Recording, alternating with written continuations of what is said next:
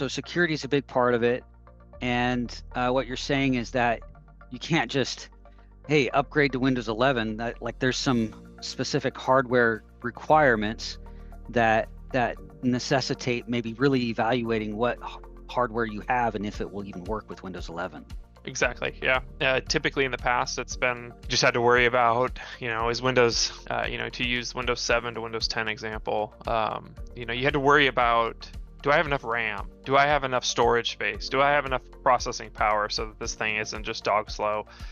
Now we have to worry about the underlying chips on the board. Does the processor support moving to Windows 11? Does the TPM module, which specifically you need TPM 2.0 to move to Windows 11, does that support it? So it's just a lot more requirements versus in the past it's just been about, okay, is it do I have enough storage space? Do I have enough RAM? Are we okay there? And that's where a lot of this comes in, is the specific requirements around 11 are different than other upgrades in the past. Okay, so that makes a lot of sense, because what first comes to my mind is, yeah, just add more RAM and we're rocking and rolling, right? But so we need to know a little bit more about this TPM 2.0.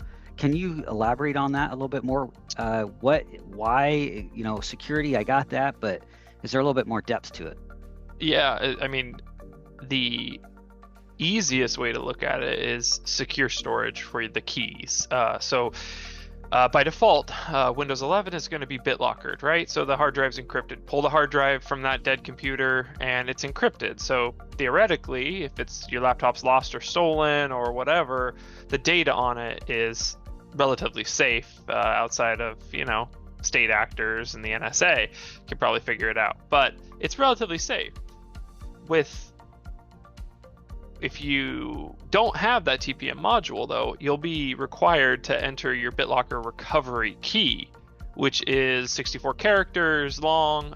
They do give it to you when you first enable BitLocker, like on Windows 10. And it's this huge long key. And before the computer will even boot into the operating system, you're going to get a window that says enter your recovery key. And it's absolutely awful to have to do. Without TPM, you'll have to enter that key every single time that you try to boot an encrypted computer.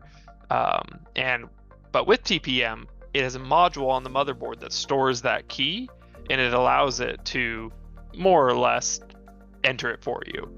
Okay. But what it also does is it also kind of allows some tamper proofing. So if somebody was to take that hard drive out of the computer and boot it somewhere else, it's not going to decrypt.